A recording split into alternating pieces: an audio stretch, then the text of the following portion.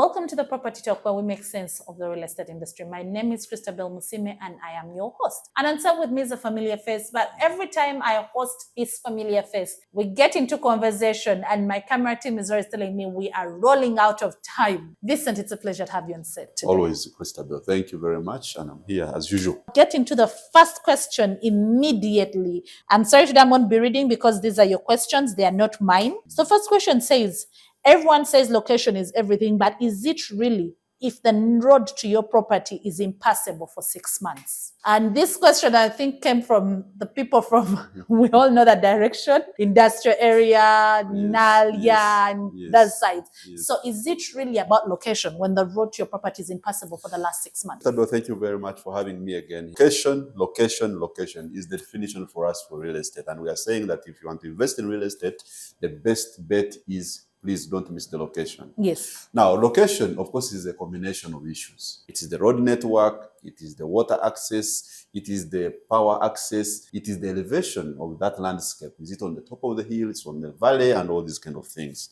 So when we are talking about a location, it's the aggregate value of all those associated utility values that make the location either high-end, middle end, or lower end. Now, in this case, this question is spot on because this road network is part and parcel of the attributes of a good location. Now, if the road actually is not in good condition, the question is, how do you reach home? How do you come back home? And how do visitors come to visit your place? And how do you actually meet a neighbor and pass each other very well? Point is, if the road is not good enough, yes, it actually does a disservice to the location to the extent. But remember, it is one of the attributes. If it is about 10 attributes, it will be 9 out of 10 okay, 1 off because the road is not okay.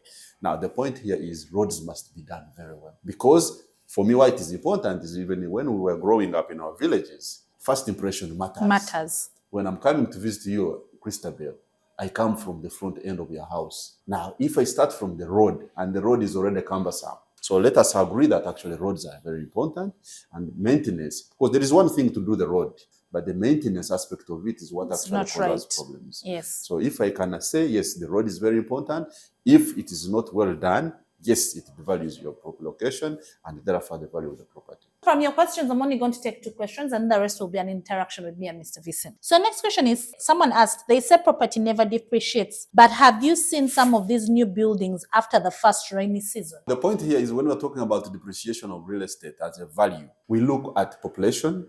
Yes. We look at infrastructure development, and we look at, of course, the general economic development of a country. That's when we come to the point that actually property never depreciates.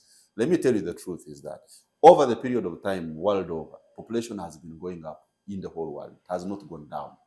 So the question is, land does not increase. It is static. And when land is static, it means the demand for land as it increases, because it's less in supply, the price will go up all the time. Yes. So the rules of demand and supply play very quickly there.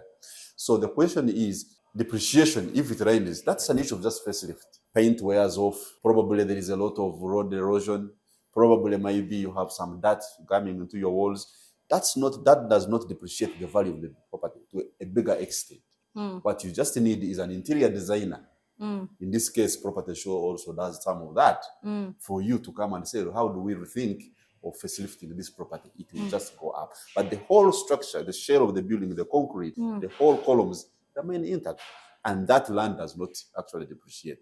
So probably, yes, if rain comes in, what you need is just a facelift. So probably for me, the property does not depreciate.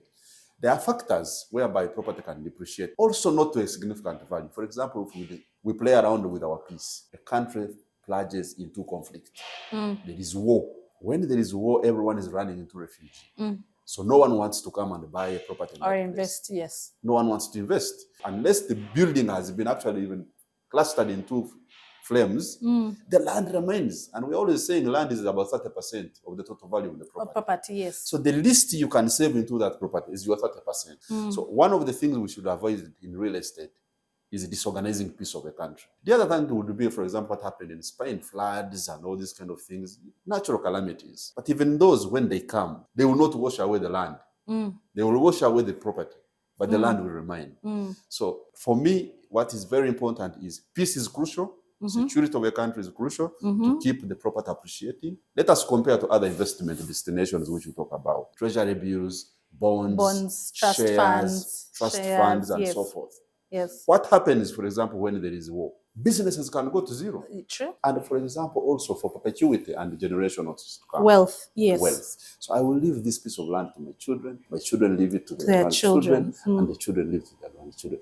Last but not least, it is a symbol of identity and heritage. What would you mean by a symbol of identity and heritage? Where you own a piece of land in that country. That's why even countries go ahead and give you citizenship if you own property in their country. I had a third question. We are not going to go into detail of this question. This question said, would you rather buy a tiny apartment in Kololo or 3 acres in Mukono?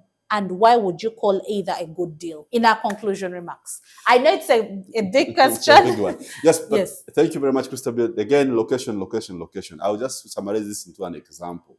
If you own just a quarter an acre in Wandegea and someone owns a hill in a rural area in Mukono, somewhere, let's use the other example, okay? We are looking at cash flow. If I own a plot in Wandegea, I can rent it out for a washing bay.